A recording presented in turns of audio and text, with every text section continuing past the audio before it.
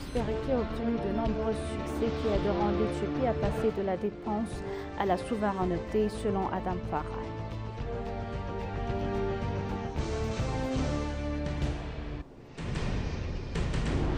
Le Comité national éthiopien de sécurité de l'aviation civile s'est réuni pour discuter de la situation actuelle du secteur.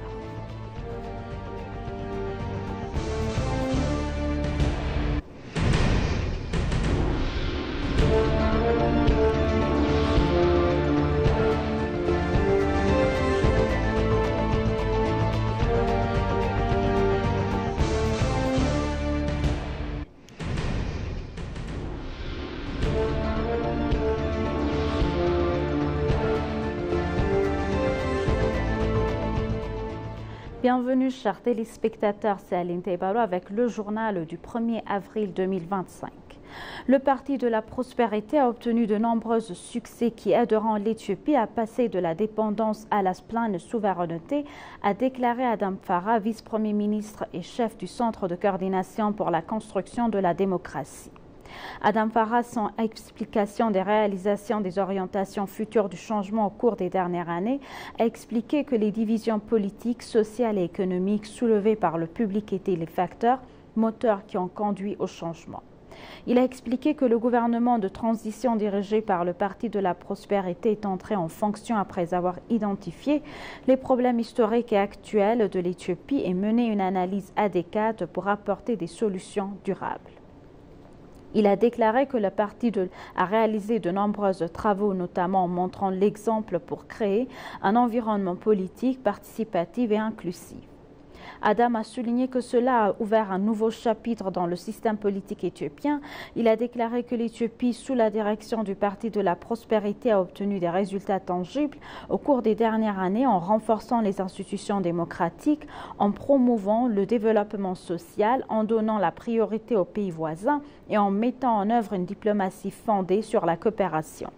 Il a expliqué que des projets prometteurs de développement économique ont été réalisés sur le principe selon lequel la souveraineté nationale complète doit être assurée en rompant avec la mendicité et la dépendance.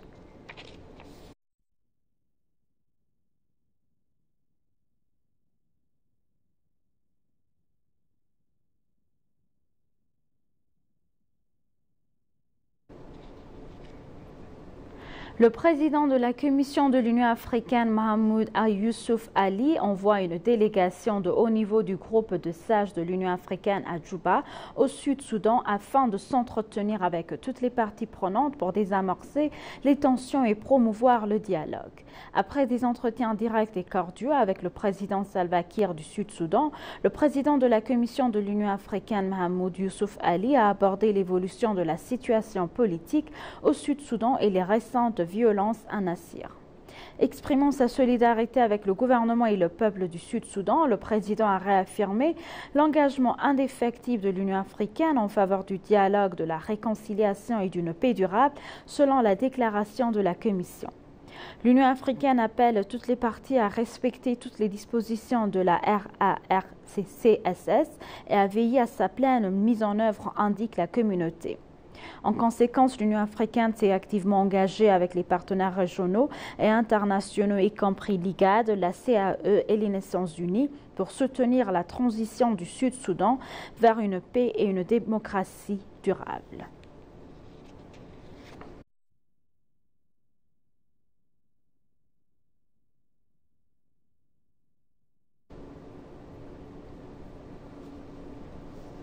Dans un entretien exclusif avec ENA, l'ambassadeur Abraham a souligné que la recherche par l'Éthiopie d'un débouché maritime durable est essentielle et fondamentale, significative pour le pays.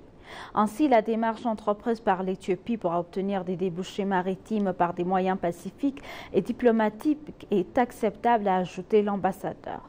Il a exprimé l'espoir que les pays sociaux de justice répondront à juste titre aux demandes de l'Éthiopie en matière de mer et a souligné qu'un pays comptant le plus grand nombre d'habitants ne devrait pas être privé de son droit d'accès à la mer. L'ambassadeur Abraham a également souligné que l'accès à un débouché maritime durable est essentiel pour répondre à la croissance économique du pays. L'accès de l'Éthiopie à la mer est essentiel pour soutenir l'économie croissante du pays et les bénéfices de la population, ce qui appelle à une solution, a-t-il souligné.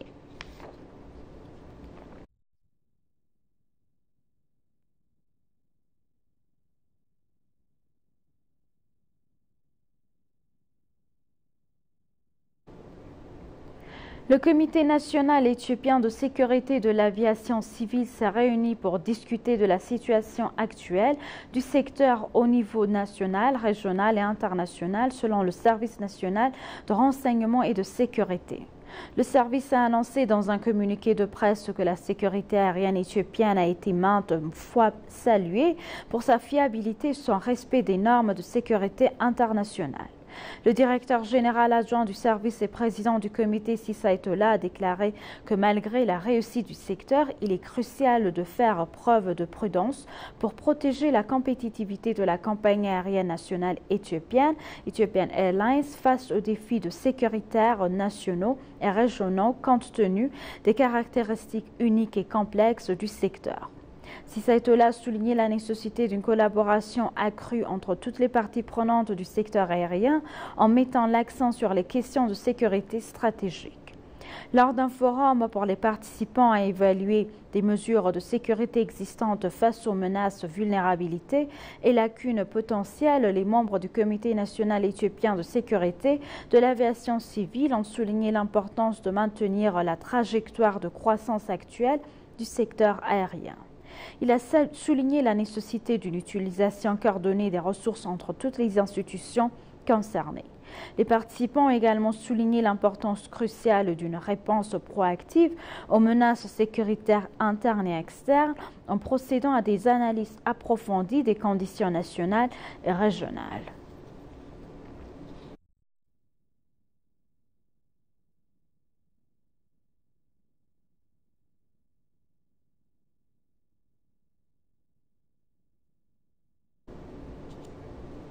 Le commissaire général de la police fédérale éthiopienne Dammelash Gabra-Mikael a rencontré l'équipe d'enquête dirigée par le lieutenant-colonel Abdullah Mohamed, chef de l'équipe d'enquête de la police du Dubaï aux Émirats arabes unis pour discuter des enquêtes criminelles.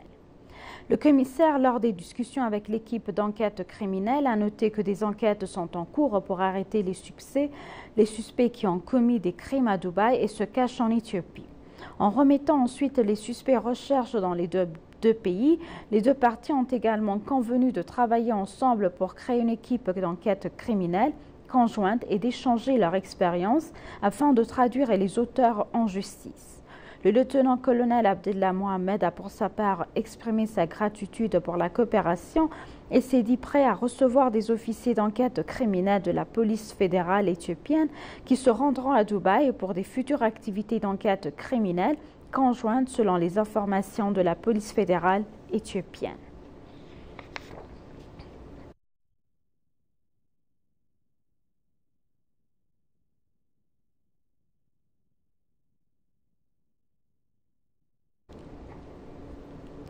Toyo Solar a annoncé son intention d'accroître sa capacité de production des cellules solaires dans la zone économique spéciale de Hawassa grâce à un investissement supplémentaire de 47 millions de dollars qui portera l'investissement total de l'entreprise en Éthiopie à près de 110 millions de dollars. Cette expansion fait suite à l'achèvement réussi de la première phase de l'usine ultramoderne de Toyo dans les SEZ, dont la production devrait débuter au deuxième trimestre 2025. Cette nouvelle extension s'inscrit dans le cadre des investissements plus larges de 47 millions de dollars visant à renforcer la capacité de Toyo à répondre à la demande mondiale croissante de cellules solaires haute performance. Junsei Ryu, PDG de Toyo, a déclaré que cette expansion répond directement à la forte demande mondiale de solutions d'énergie solaire. L'intérêt suscité par nos produits avant même que la phase première ne soit pleinement opérationnelle souligne la force de notre vision stratégique et le rôle clé de l'Éthiopie dans notre expansion mondiale. La nouvelle installation qui occupera 28 000 mètres carrés supplémentaires à côté du site existant devrait être achevé d'ici juillet 2025 et la production devrait démarrer en plein régime en août. L'infrastructure déjà en place sur le site contribuera à accélérer le développement. Démontrant sa confiance dans le marché éthiopien, Toyo a également remporté un important contrat d'approvisionnement de 150 millions de dollars américains en novembre 2024, consolidant ainsi la position de l'Éthiopie comme acteur incontournable du secteur mondial des énergies renouvelables.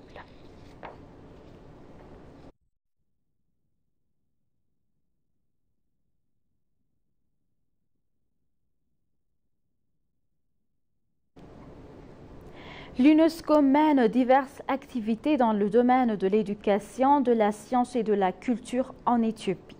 Selon Rita Bisonet, représentante de la Commission de l'Union africaine auprès de l'UNESCO de l'Éthiopie, l'Éthiopie est un pays d'Afrique qui a inscrit de nombreux sites du patrimoine mondial.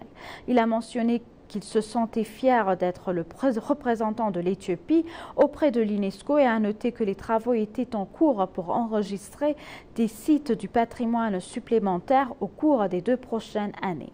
Elle a déclaré que l'inscription des sites du patrimoine par l'UNESCO permet non seulement la préservation et la protection des sites du patrimoine, mais garantit également les avantages du tourisme pour la communauté locale en augmentant le nombre des personnes visitant les sites.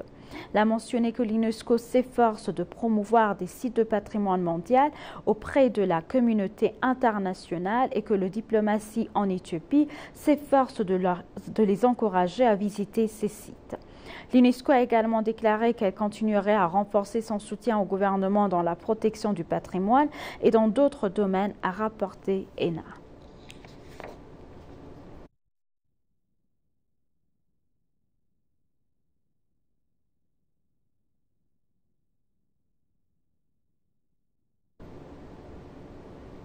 Et pour conclure le journal, le ministère de la Culture et des Sports et la compagnie chinoise de communication construction ont signé un accord pour achever la construction restante du stade mondial national.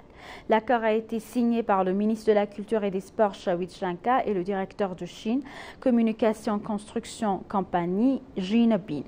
La ministre de la Culture et des Sports, Shawit Shanka, a déclaré que des travaux de rénovation sont en cours pour mettre les grands stades aux normes de la Confédération africaine de football.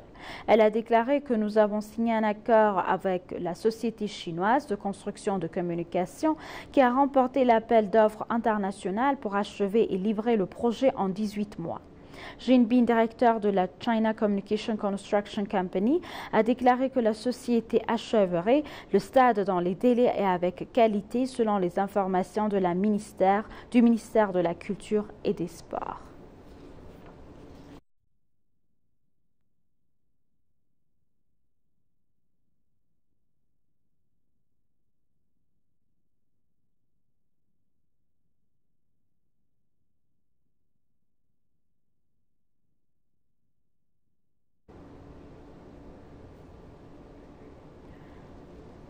Chers téléspectateurs, nous vous rappelons les titres principaux. Le Parti de la prospérité a obtenu de nombreux succès qui aideront l'Éthiopie à passer de la dépendance à la souveraineté, selon Adam Farah.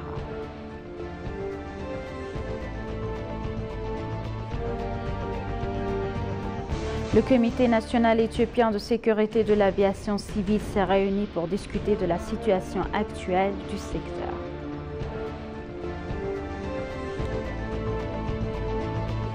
Merci chers téléspectateurs, c'était Aline Teibaru avec le journal. Restez avec nous avec le reste des programmes. Bonne journée.